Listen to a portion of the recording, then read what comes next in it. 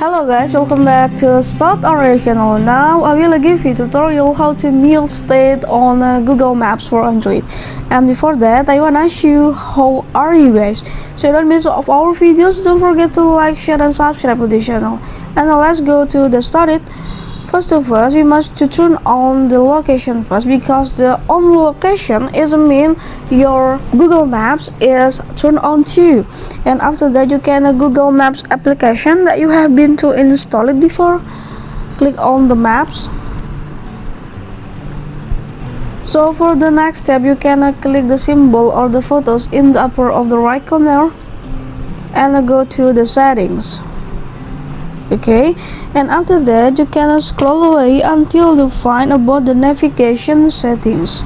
Click on the navigation settings and you can see there is a mute set here. You can click the mute to mute about the state on Google Maps or Android, and before that click on the mute, and now your mute state is turned off or muted.